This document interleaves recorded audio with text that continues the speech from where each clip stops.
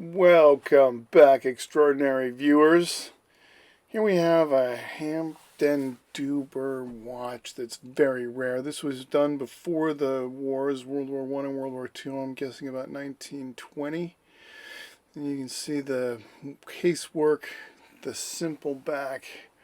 It all denotes time before the wars. The filigree work on what looks like a solid chrome case.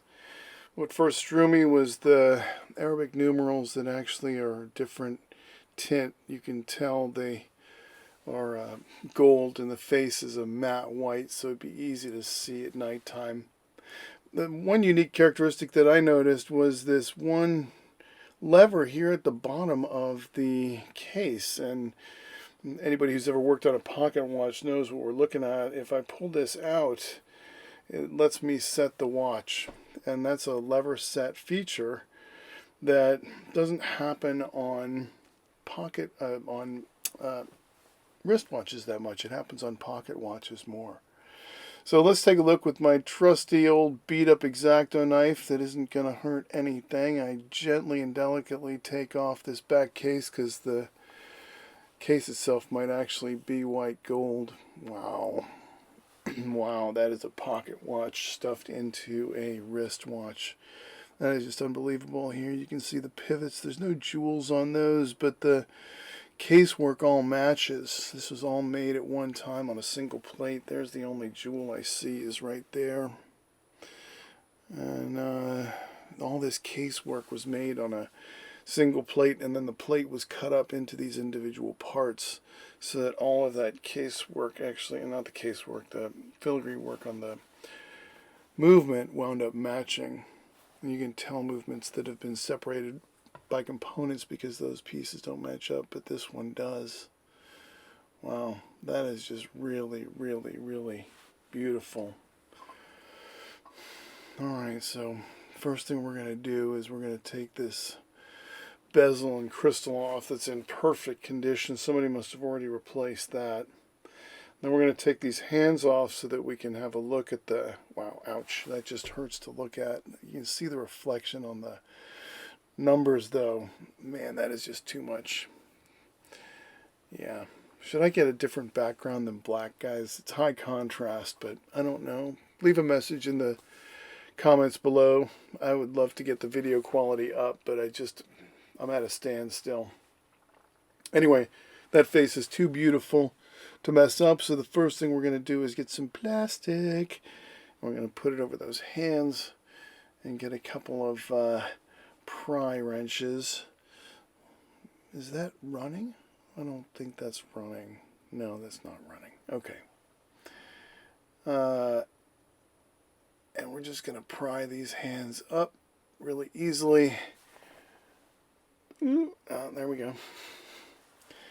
And then we'll take the seconds hand off. I've got a specific pair of pliers. Forceps for this, tweezers. They're nylon, so they don't scratch the hands. Recommend if you're going to do this, you get some like that. And maybe this will just come off. Sometimes they just, no, that isn't just going to come off. So I'll get some plastic and those pry bars again, and we'll take this off. That one hand can be very tricky. You want to make sure you get under it. And it should just come right, there it is, okay, good. It just comes right off. Into the container with the hands, and then the case back screws. I've put this face down on a piece of lint-free paper. The screws look good. This movement looks good. I don't think we're going to have any problems with this. I should be out there, be able to push it right out. And there's the case with the stem attached to the case, just like a pocket watch. So I'm getting a 1900 something with this. Probably 1905, 1906. One of the first wristwatches for men. This must have been very expensive at the time. So this has got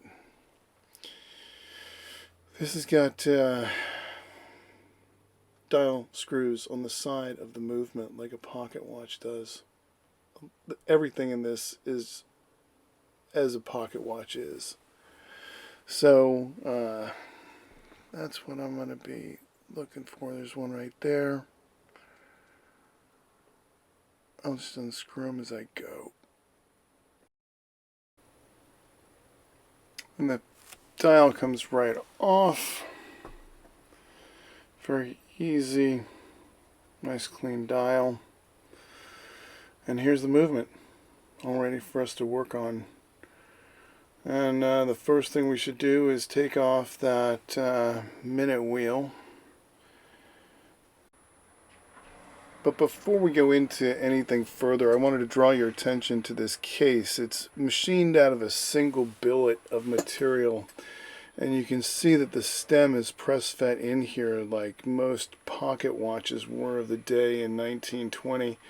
The filigree sides are still in good condition, but if you look more closely at the interior of the watch, you can see that there are different elevations to the milling. So this went through a number of milling processes, and you can see the original milling marks right on the most inner surface where they took the most material out.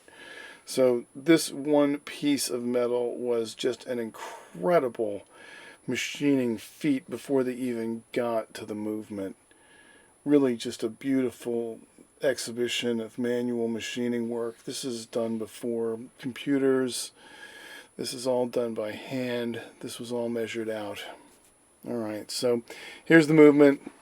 Let's first take off this balance. That's what we want to do just to preserve it. Let's see how stuck these things are. That usually gives us an indication of how much service they've had. There's a little area right there, I don't know if you can see it, but the little lip where you can insert the blade of a screwdriver, and I'm not using this as a twisting tool as much as I am as a shim underneath to try, there it is, to try and separate it from the main plate itself. Oh man, this is really beautiful. I can't believe this is a wristwatch. I'm used to seeing this at scale in pocket watches, but not wristwatches. Alright, I had to fudge that one. It was a little jittery and I had my head in the way, so there it is. And you can see the pallet forks down here, which will come out next.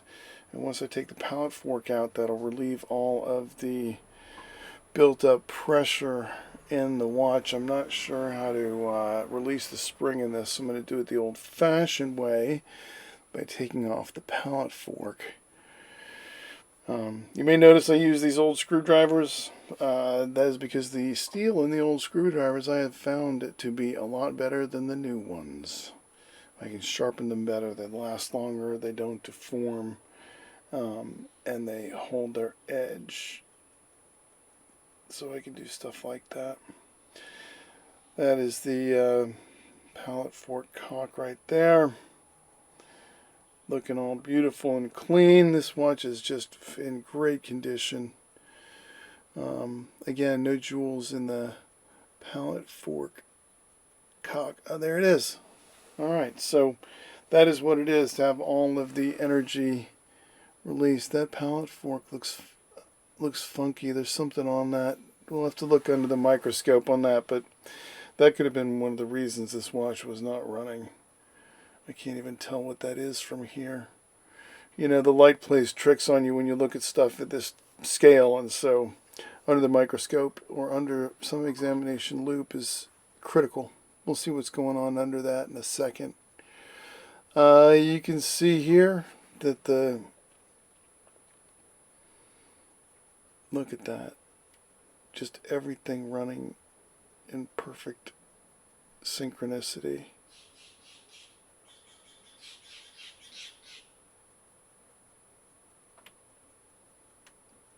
Alright, that's enough of that.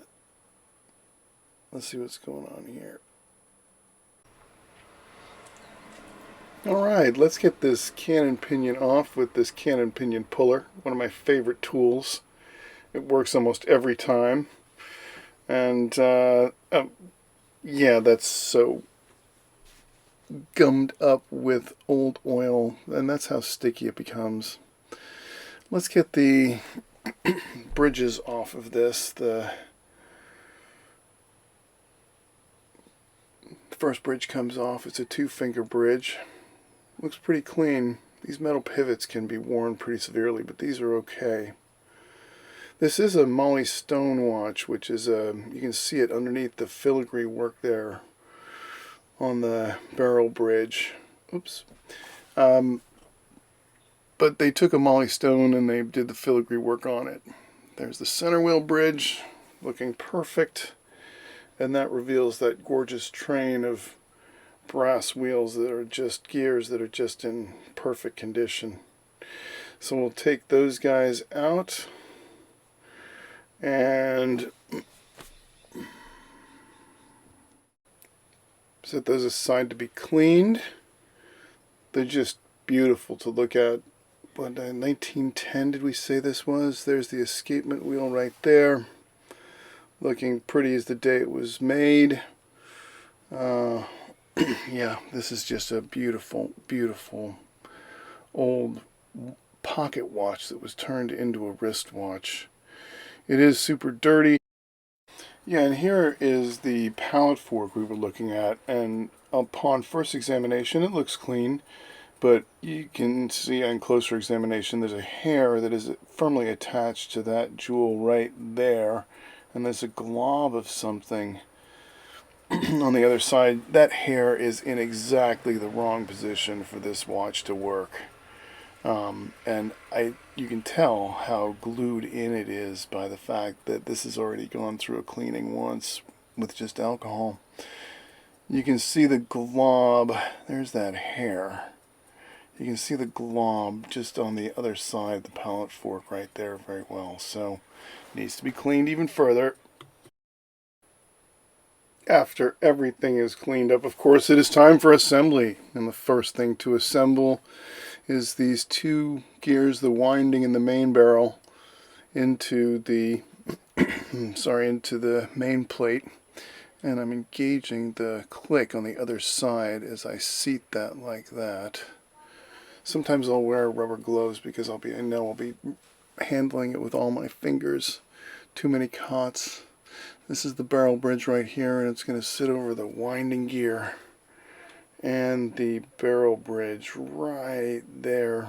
And you can see the filigree work is just beautiful, and it's covering this Molly Stone print that is on the Molly Stone movement, but they obviously just wrote right over it for this filigree work. I guess that's what it's called. Put in the comments if you know any other word for this filigree work. Fits exactly right over it. Remember what I say, if it doesn't fit, you're putting it in wrong. So these just should fit perfectly. This watch has been apart and together 100 times before I've seen it. And so here's the first wheel. And I'll stack the lower gears in just like that. That's the seconds hand wheel. Third wheel right there. Right behind the escapement. Right there. And now you can see this is this second wheel or third wheel, however you put it. It's basically just a carrier wheel. There it is, between the first wheel, which is taking power off of the mainspring. It drops down in power and timing. And here you can see the bridges all on, ready to get screwed down. The whole mechanism, yes. Another good thing about gloves is you can just not worry about any finger oils on the movement at all as you work it. And the pallet fork goes in. Let me just check this real fast. Yep.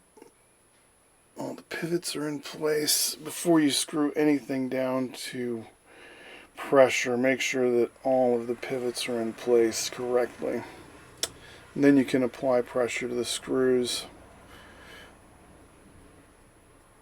Ask me how I know that. Yeah, that's not a good moment when you realize that the pivot has jumped out while you've been screwing it in and it seats wrong and either cracks a jewel or breaks a pivot, both of which I'm certain that I've done more than once. Not a happy moment. Here's my new favorite tool. I call it the Christmas pen because it's got Mobius oil in it, which is red for metal on metal contact, and it's a green pen. It's an old vintage pen. So if you haven't figured this out, I do like the old vintage stuff. So the last thing, check the gear train, make sure its movement is completely free of any kind of drag, and I do that by running it in both directions a little bit and see if the pallet, the escapement wheel, recenters itself like that. Let's see how effortlessly that escapement wheel is running. And this is with 0 spring pressure, so that is the lightest of touch that is using to get that to run. It's just such a ballet of sorts for me, always, that gear train running just on spring power. And you can see all it needs is just the slightest whisper of wind to get it to roll back and forth. And so that's how I know all of the pallets are in place, all of the gear train is lubricated sufficiently, and that is what I need in order to put the balance on and see if the balance will run accurately at 0 regulation. And you can see here is the pallet fork, the last piece before we put in the balance to see if everything we did was correct or not, because that is the final tell. And I really want to make sure that I get these pivots in the first time. Very tight tolerances. Put that balance in and presto magico, there it is, it's running, which is exactly what it should be doing, but I always get a kick out of it every time because it's either right or it's wrong. And that's the thing about watches. You can see at the top the Molly Stone peeking through all that filigree work. Demasking, they call it. Anyway, putting the hands on after the dial goes on. I won't show you all this stuff. This is tedious, but just this moment where the dial side actually starts to run. A little jiggle, and you can see it's just ticking away, which is great news. This watch would not run when I got it. And then we're going to case it, making sure that slot lines up with the setting lever. Remember, don't forget that. Casing screws go in. All that demasking is what that's called. Look at that. Now let's give it some more power. The amplitude is a lot better than it was. You can't see it at this frame rate, but that's almost 300 degrees, which is exactly what we want. Back goes on. Make sure that I get the right side. That's just too pretty. You almost want to put a clear back on that. That's just beautiful. And so here goes the final. Just a beautiful wristwatch, lever set, signifying how unusual it is. Turn of the century, sets and runs beautifully. This watch is just, if you can find one, get it and fix it, because they're very rare. That lever is what tells you it's the rare kind.